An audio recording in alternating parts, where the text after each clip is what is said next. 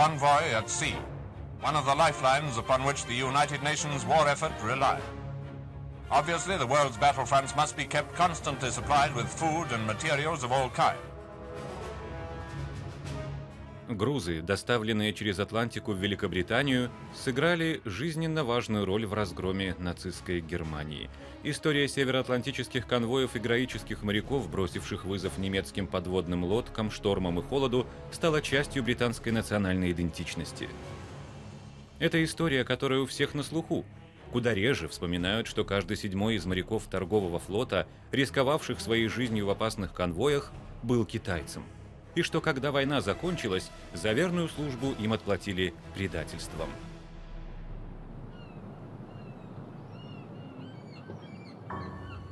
When we got to the end of the war and the Englishmen were coming back and wanted the jobs back, they had a secret Home Office meeting where it was discussed in Whitehall what to do about the Chinese merchant seamen, and they decided they would round them up and forcibly repatriate them.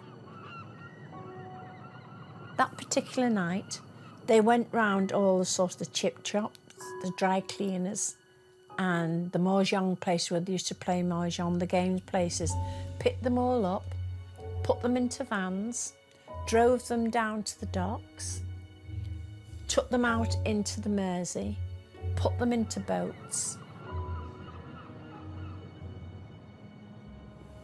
Эта история оставалась в тени в течение 70 лет, и лишь сейчас британское правительство признало нарушения, но до сих пор не принесло извинений. История жизни, омраченных ложью и утратами. I think it's what happened to our parents, the children that were left behind. That is the biggest travesty. You know, they are British children that the British government knew full well existed. They knew they deported the dads and left the mums without means to pay the bills. And yet that didn't bother them any more than it did to deport the men. There's a good chance you have close family in Singapore, isn't there? Your dad probably, maybe, hopefully, had a new life and a new start in another country. Well, yes. Yeah. I hope he did. So you may have half-sisters or half-brothers. Yes, I'd like to know. Сейчас, по прошествии десятилетий, потомки моряков все настойчивее ищут ответы на свои вопросы. You spent 20 years of your life trying to get to the bottom of this story. What is it that drives you? What is it that motivates you? For the children who were left behind to know about their fathers who disappeared. If you could meet him now, what would you say to him? Well, I'd give him a big hug first and say, I'm sorry that this happened to you. We couldn't do anything about it, but we can now. We want the truth. Own up to what they did and let us settle. We're not got that many years left in us, but we just want the truth.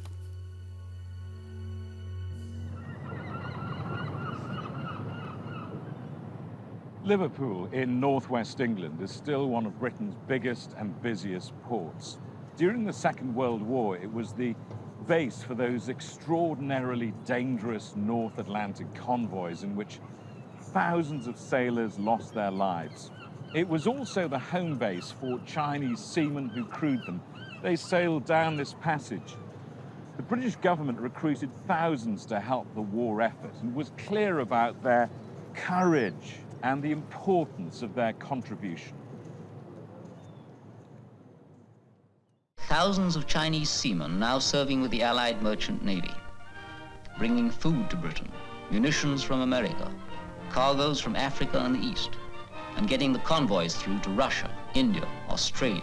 Британское правительство сняло этот фильм в 1944 году, чтобы рассказать о роли китайских моряков. But in the West, her men fight on the Merchant Navy front, shoulder to shoulder in the greatest battle of naval history, alongside their British seamen comrades.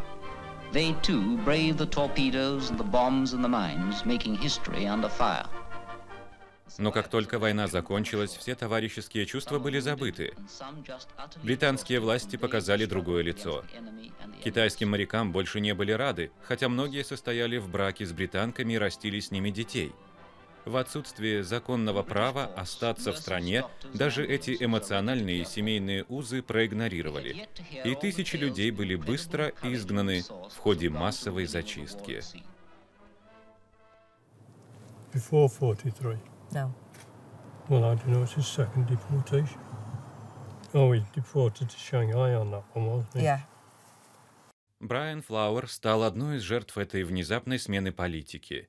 Он был еще ребенком, когда его отец, Джоу Цзайфа, исчез. Его мать осталась без источников дохода, и он в результате оказался в сиротском приюте, разлученный с 3 братьями и сестрами. Брайану сейчас под 80. Это его дочь Келлиэн, внучка Джоу Цзайфа, и теперь она пытается найти ответы. So what do we know about Grandad? Not a lot, really. I mean, we've got a name. We know he worked for Blue Funnel and he was a merchant seaman.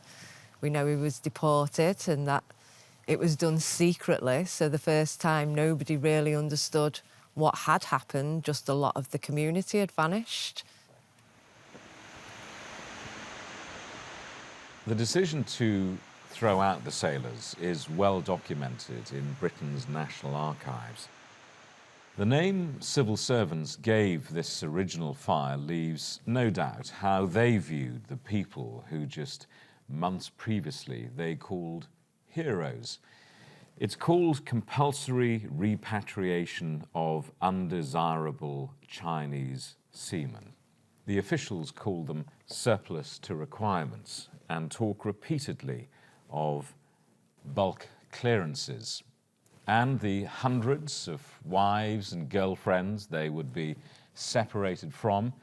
Well, one civil servant wrote that many were of the prostitute class. It seems extraordinary that these men who put their lives in danger for Britain were then deported. Why were they deported? It just looks like a racist decision. There's no other real conclusion to be had. They were called undesirables. They referred to them as, criminal class, and they made some pretty nasty remarks about the wives. One of the papers says they were prostitute class. So they were just classed as nothing, really. And when the end of the war came and they felt they'd served their purpose, they didn't even feel a need to be nice to them or thankful to them for the job they've done. They just rounded them all up and deported them. В Ливерпуле находится старейший в Европе китайский квартал. Он появился в XIX веке благодаря китайским морякам, которые управляли судами, торговавшими с Китаем и Азией. Этот паб в самом сердце Чайна-тауна – место, где они обычно собирались, чтобы пообщаться и узнать о кораблях, которые могли бы их нанять. У компании Blue Funnel, на которую работало большинство из них, по соседству был офис. Из своей престижной штаб-квартиры рядом с доками она управляла большей частью британских морских перевозок в китайские и азиатские порты и обратно. So, white gloves time. These Absolutely. are so precious, we have to Gloves up. put these on. As yours. And the reason is all of the oil everybody has on their hands and the chance Yeah, of... the residual oil can sort of pass on and that can ruin the prints. Жизнь китайских моряков в годы войны была прекрасно задокументирована в серии фотографий Берта Харди, одного из самых известных британских фотокорреспондентов того времени. So he was going into these boarding houses, places where people had to basically wait for the next ship to turn up. So he was interested in the living conditions of people who were calling a city a home. What's extraordinary about this is that, you see all of these Chinese names on ships' lists, and in many cases, not even names, but they're referred to almost as cargo. Mm-hmm. And then, finally, you see these men's faces. And it completely shifts the portrayal of these people, Yeah. A lot of these people will have been living on ships. This might not have been sort of a strange living situation for them. You know, you can see that these people are at rest. You can see here sort of smoking a pipe and maybe making some tea. We've got sort of like reading materials. You know, they're interested in local news. They're very much sort of like forming a community here in Liverpool. There's something very moving about going through all of these pictures of these people and knowing now their faces, but not knowing their names. We don't know their names, do we? No, we don't. Для британского правительства один китайский моряк, в частности, стал примером их героических качеств. He's Poon Lim, Chinese merchant seaman. His ship was sunk in the Atlantic, but he managed to swim to a raft, and on this he was adrift for 133 days. For 4 months he lived completely alone in the midst of the ocean, on a piece of wood 6 feet square. He fought all the elements, hunger, thirst, and despair, and won. Just months later, British officials wanted to get rid of thousands of Poon Lim's fellow sailors. But at the key meeting of October 1945, civil servants were told they only had legal grounds to deport 18. So they hatched a plan to change the rules under which the sailors could land in Liverpool, in effect to trip them up. The landing conditions will be varied so as to require the man to leave by the theoretical sailing date of the ship. At the end of the day, on that date, the ship will leave the dock but will wait in the river for 2 more days before actually sailing. We shall be grateful if as soon as possible after midnight on the theoretical sailing date, you would telegraph to us the names of the men who have failed to join the ship in accordance with their landing conditions. You will then be able to enforce the orders by placing the men on board the ship before she sails 2 days after the theoretical sailing date. So they changed the dates when men were required to report to a ship, either forcing them to go on board or, if they failed to, giving officials grounds to make legal orders against them. This is your dad? Yes. My dad was named N.G. Loy, and he was 29, and he was a bachelor.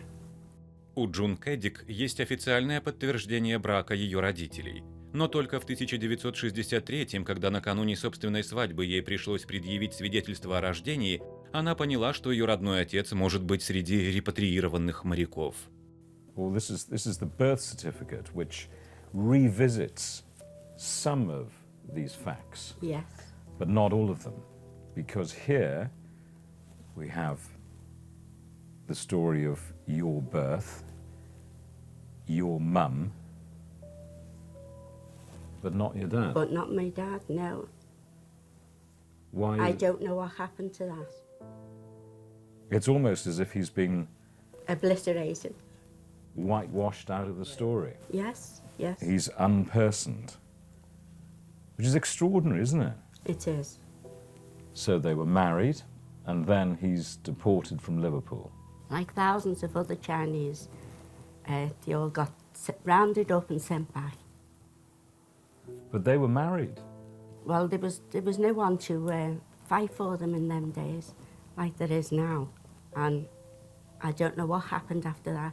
All I know is when I was older, I heard it sent a letter to my mother, said he was destitute and he wanted money. But I don't know what happened, whether she sent the money or what. So what do you know of him other than that? There's nothing I know about him, nothing at all. If you could meet your dad now, I wonder what you would say to him. It upset me.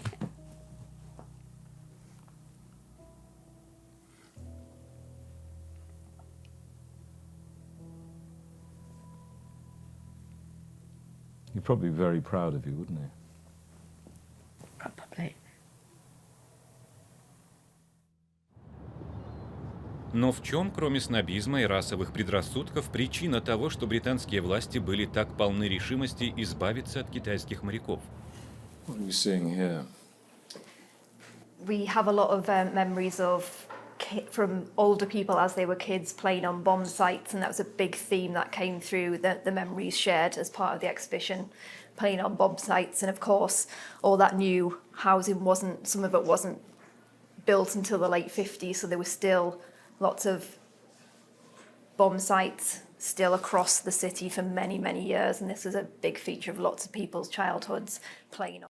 Ливерпуль в годы войны подвергся сильным бомбардировкам, и документы Министерства внутренних дел говорят о том, что власти города хотели забрать дома, в которых жили китайские моряки, и передать их потерявшим свои дома британцам, а также британским военнослужащим, вернувшимся с войны. Around 4,000 people very sadly lost their lives. 10,000 homes were completely destroyed, and 70,000 people were left homeless. Таким образом, китайских моряков изгнали из города, в частности для того, чтобы помочь смягчить послевоенный жилищный кризис. You say that Liverpool lost tens of thousands of houses in the bombing. Was it justified to expel the relatively small number of Chinese sailors who were here to try and solve that problem? Well, it sounds very much like a justification, doesn't it, to get rid of the Chinese men. Obviously, it was such a small percentage of all those homeless people requiring homes. I can't imagine it would have made much of a difference. Why did they do it? Why expel these men? If they were using that as an excuse, it was a solid one to go with. There's no disputing that there was this massive acute housing shortage. But of course, in reality, it really wouldn't have made that much difference or impact, would it? Возможно, речь шла также и об освобождении рабочих мест, но Кит Коклин, чей отец был насильственно репатриирован, с этим объяснением не согласен. Do you have any sympathy with the political landscape in which this decision was taken? Britain was broke after the Second World War. Cities like Liverpool had been bombed, housing was in short supply. The returning army needed jobs. Do you understand why this decision, this policy was made? Do you have any sympathy with it? No, because the Chinese were not taking any jobs in the English or the British industry. They worked for the Blue Funnel, and the only people that worked for the Blue Funnel were people from China or the deck officers, which were British. So they weren't taking anyone's job whatsoever. They weren't taking anyone's houses, because the people who lived in these houses accommodated the Chinese people as people that could live there and pay their rent. So it was of no consequence. That is just a way of saying, let's get rid of them.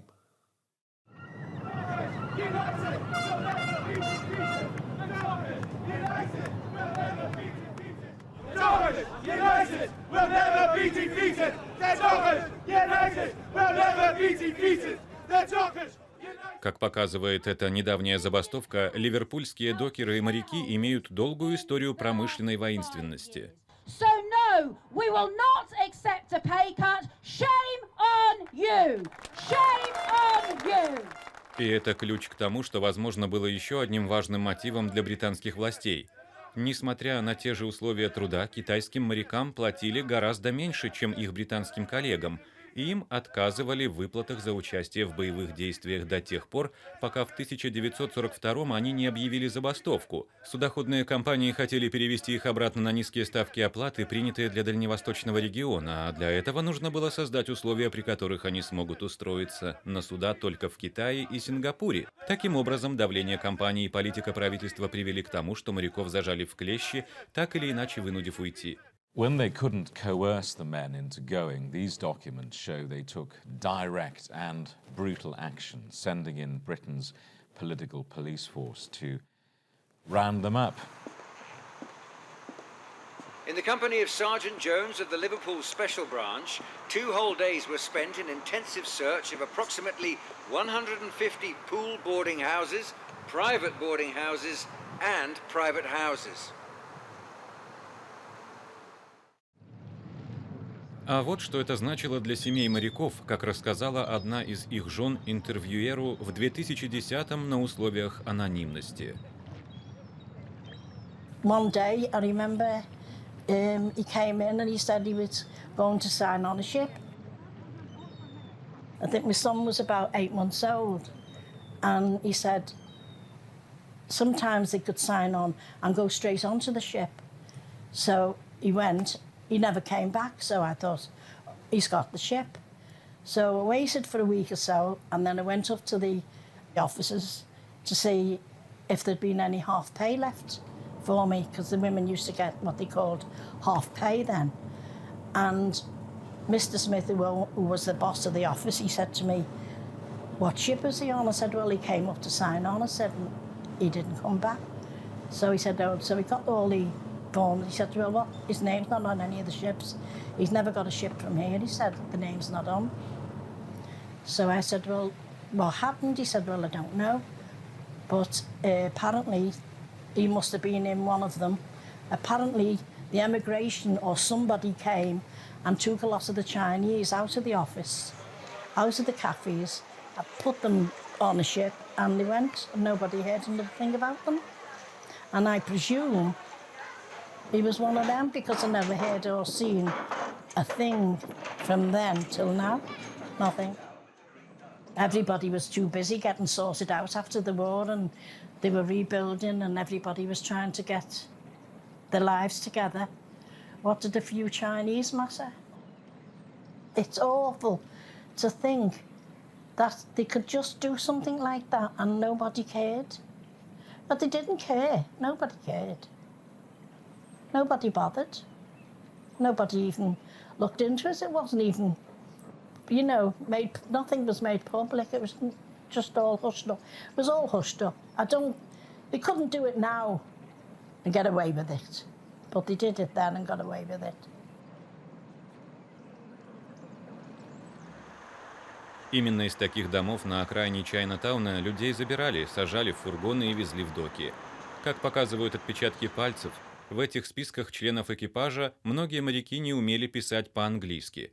И лишенные возможности покинуть корабли, не имея возможности сообщить семьям, где они находятся, они часто просто исчезали.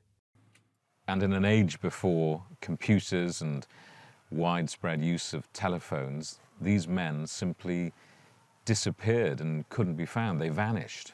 No, that was it. That was the end of contact. I mean, most of the Chinese seamen probably couldn't write English for a start, so the idea of them writing letters, the wives had lost their homes, so they're not even in the addresses that the seamen were present at. And for years, lots of these wives didn't even know that their husband had been deported. He just vanished.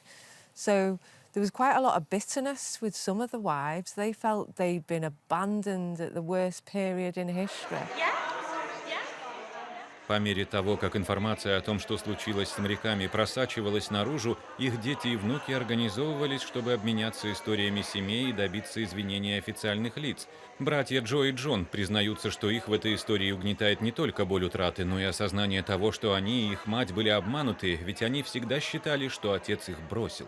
When you've been left, or you're always yearning for your father, and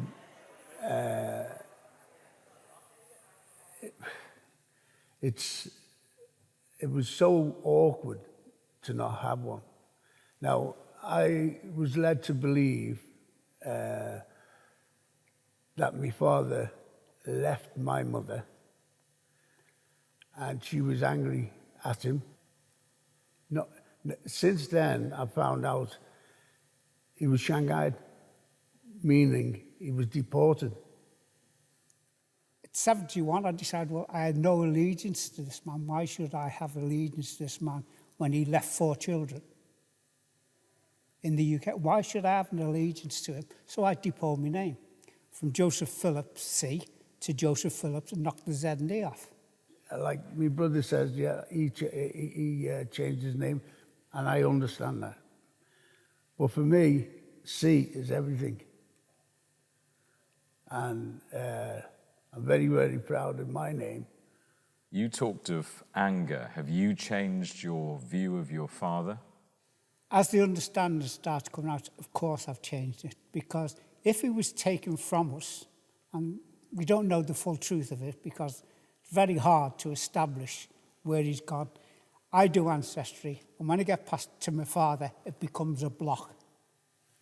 Know where he is or what he's gone. So no, I'm not angry at him anymore. What I want now is the truth.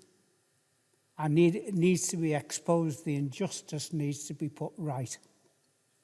What do you want? I want to know who my father is. I want to know who my Chinese family is, who they are, where they are, because they're a missing part of me. They're a missing part of my family. If you could meet him now, what would you say to him? Well, I'd give him a big hug first and say, I'm sorry that this happened to you. We couldn't do anything about it. But we can now. We want the truth. Own up to what they did and let us settle. We're not got that many years left in us. But we just want the truth. So what does this say? This is just my birth certificate. I was born on the 8th of February 1945, Smithdown Road, Judith, a girl, to Changu Shang. So Changu Shang is your dad? Yeah, is my dad. Maureen Duddy. Отец Джуди Киннин был одним из 1000 моряков, признанных нежелательными. He was a ship's fitter. He couldn't write English, so he had to have that marked by somebody. And the 28th of March 1945. Ей был всего 1 год, когда его репатриировали. That's my mum. She's beautiful, isn't she? Dad. Yeah, he's a good now, looking on boy. the back of here, when he disappeared, she'd wrote on the back of it, "To my darling, joyful wishes you to keep with happy. From Miss Mooring and baby darling, you have now left me. It is 10 months." God, it's heartbreaking, isn't it? Yeah. He's a good looking bloke, so he meets this beautiful woman in Liverpool. Yeah. And she said she just thought the world of him. Just thought the world of him, you know. So your dad is seized and put on a ship, and we don't know what happened next. Never know. What effect did it have on your mother? Terrible, because all her friends said just stress and anxiety it took her a couple of years to get herself back to normal. And she never really knew what happened. She never knew what happened, so she couldn't tell me. Because that second photograph she sent out with a sailor once, because she thought he'd just left her. And he didn't just leave her at all. And it came back and said, well, we can't find him. She clearly loved him. Yeah. Yeah, she did. Everyone says that. Большинство мужчин были принуждены записаться в команду, некоторые в качестве пассажиров, а некоторые были записаны как неназванный груз. Записи с именами людей могут быть искажены из-за неправильного написания, но одно из главных препятствий для поиска моряков в том, что Китай в то время находился в состоянии гражданской войны, так что судьба многих мужчин, вернувшихся в страну и особенно в Шанхай, остается загадкой. This is a picture of my dad, and it's actually the earliest photograph we have of him, because when his dad was deported, my dad ended up in an orphanage. So he's this age when he's returned home to his mum. So apart from not being able to identify my granddad, we don't even have a baby picture of my own father. And as you can see in this picture, he's got a borrowed jacket on and probably no trousers, and he's sat in front of a table, just borrowed clothes to take the shot, really. So, and there are no photographs of him as a baby. That's not a single one. This is where it starts. This is the first picture we have of him at all. And nothing of Grandad? Not a single thing, except his name on a wedding certificate. We haven't got any pictures. We don't have a seaman's pouch. We don't have any family photographs. So yeah, this is our earliest start of our family memories, really. В конце концов, благодаря поискам, Киту удалось кое-что выяснить о своем отце Сун Гуйсине. I often wondered why my children were so brilliantly clever and where they got it from. And it turns out that my father, although he worked in the engine room, he was an interpreter between the Chinese and the English officers. He was a doctor of medicine, and because of the war and the invasion by Japan, China was a very poor country. So he tracked from Shanghai to India and joined the Blue Funnel Shipping Company. Кит никогда не встречал отца, но в конце концов обнаружил, что у него есть родственники в Китае. 12 лет назад его навестил китайский племянник, сын сводного брата, о существовании которого Кит и не подозревал. He was my brother's son. And we met. He came to Liverpool, and we went out for the evening. And he told me about my two sisters and my brother. He was my brother's son, who was training to be a lawyer and had come to Manchester to do a special course, and then was flying back to Japan in a few days' time. So I met him. What did you say to him? You know, I didn't say too much, but I just asked him how things were and one thing and another, and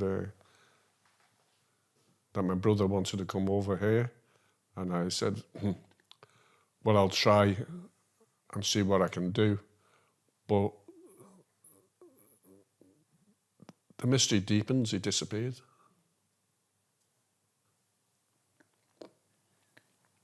Your dad will be proud of all the work that you've done, surely. I would hope so.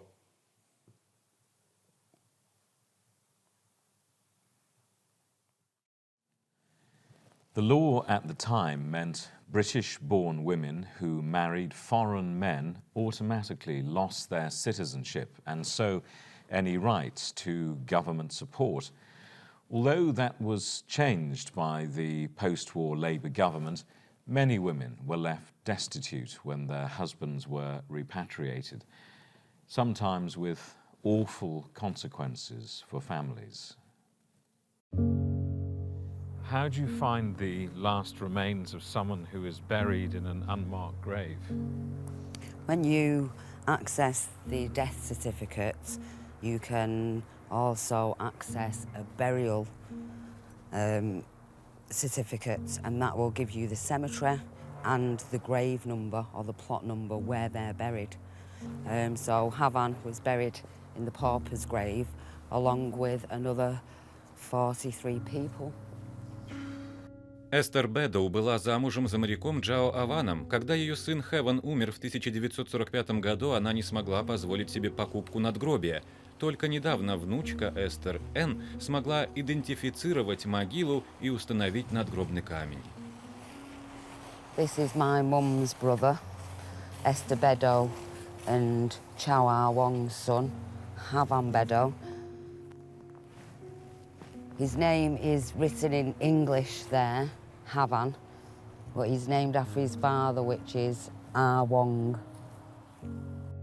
Муж Эстер был репатриирован, ее сын умер, и она отдала свою маленькую дочь на усыновление собственным родителям. I don't think Esther ever recovered from losing Chow Ah Wong and from losing his son. She gave my mum up to her mum, and she died when she was 30, Esther. And she never knew that he'd been repatriated forcibly. and it's a little too late for Esther. She felt that she couldn't keep my mum because she was an unmarried mother and she was mixed race, and so she gave my mum up for adoption. She died very young. She was anorexic, which is a sign of bad mental health, very bad mental health, and she died by the time she was 30. So for Esther, that's too late to put that right for her. She died thinking and feeling she'd been abandoned. For my mum, it meant that she grew up without a father. She's never had a photograph of a dad.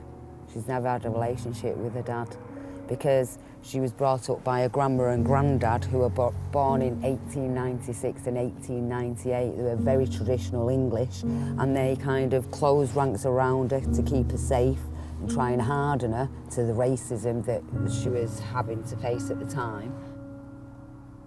What happened to the women and children who were left behind? Overnight, the breadwinner's gone.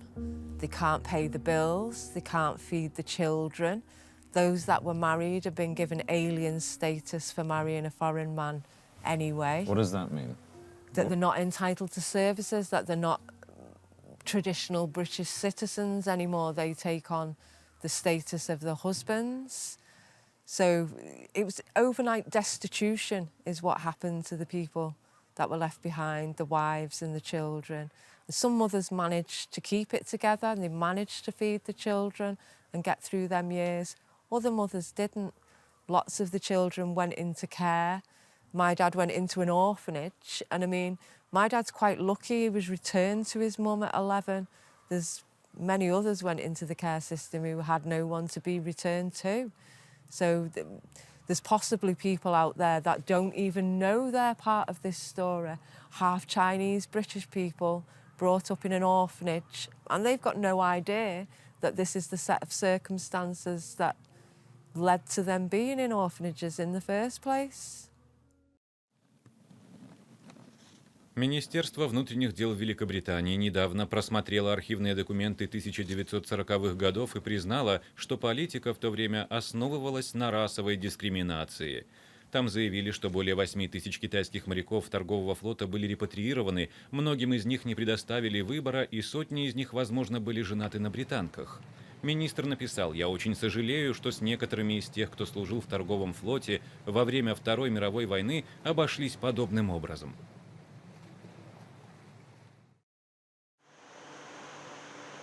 Депортации были осуществлены при лейбористском правительстве. Некоторые из современных законодателей лейбористов хотели бы, чтобы как нынешнее консервативное правительство, так и руководство их партии принесли официальные извинения. When you look around the table, a lot of these people are very emotional and they're getting old. You're their last hope, really, aren't you? Well, I think a number of people before me tried to get some justice for the families of the forcibly deported. And I'm going to make it my duty as the MP for this constituency to do everything I can while I'm still the Labour MP. And if I'm re-elected in the next election, I will continue. You know, we mentioned at the meeting today that this injustice took place under a Labour-run government, you know, so to have a level of acknowledgement from our current party, you know, would be a step in the right direction. Why do I think it happens? Ultimately through racism. And when it comes to East and Southeast Asian racism, the UK has been far behind acknowledging the level of racism that is levelled at Chinese people, East Asians and Southeast Asians.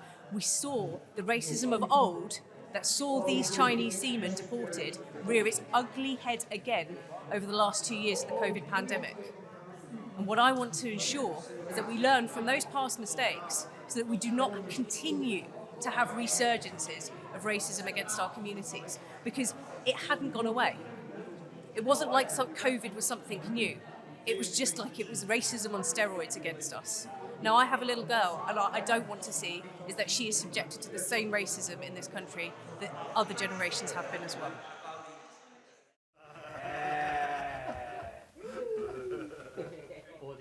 Сегодня китайская община Ливерпуля по-прежнему сохраняет сильное чувство идентичности.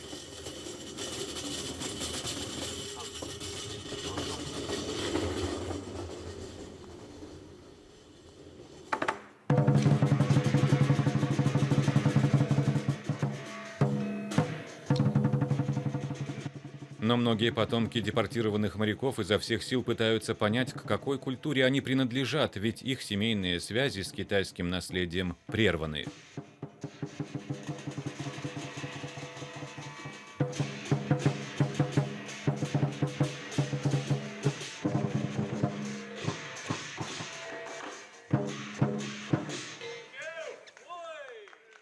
I feel like we've been robbed slightly of our heritage, and it's all to do with self-identity, so it matters. And when you don't look the same as other people, you don't quite fit in. There's a negative element there with the racism, and we've never had anything positive to readdress it and rebalance it. And so that's what I want for my mum. She's 76 and she's not getting any younger, and I wanted to have that photograph of her dad. I wanted to know what happened to him. I wanted to know if he did get married and have a family, and we hope he did, and he had a happy life. It's my grandfather who was deported, but I've grown up in Britain in the 70s and 80s, and there's no getting away from the racism. My entire life, people say to me, where are you from? You're obviously not fully British. And then I'm left with that awkward position of, I actually don't know anything about my culture or my roots or other than a sailor's name.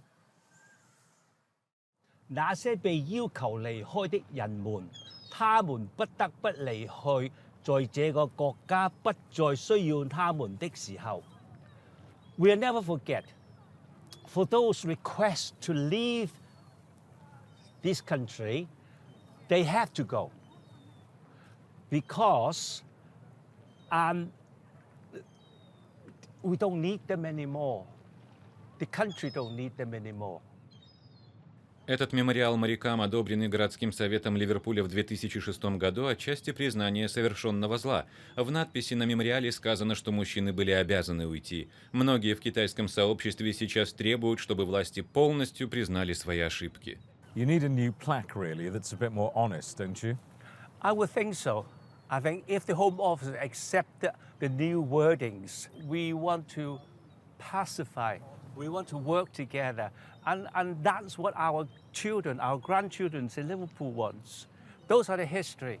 But except these legacy has to be written like deportation, like they were rung up and taken back to China without any legal process.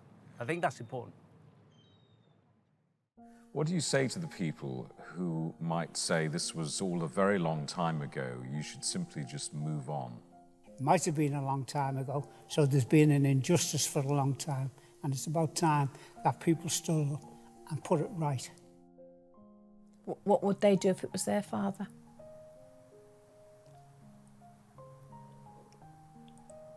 You'd want to know. I don't care who you are. I feel as if no matter what, you'd want to know, if you could. You know, and they've been hiding it all these years. You know what I mean? I mean, say, the way my husband passed away so quickly, that could happen to me and I'll never know. And I think that's what we're waiting for. Are they just waiting for you all to die off? I think so, yeah. Then they've got no one to commit to then, have they? It's hurtful, though. Hurts. A lot of people will say, look, the landscape in which these events unfolded was the chaos of a world war. They could just apologise, though, couldn't they? You know, to actually make people feel better. They could have just said, we're really sorry what happened. There's nobody alive who made those decisions. But we're still treating people who've worked for Britain like dirt and disregarding their entire lifetime spent in Britain and any family that they've built up. So I don't have any expectations that the government's going to do anything really except make a few noises. Like I say, they've not even apologised. That'd be a start.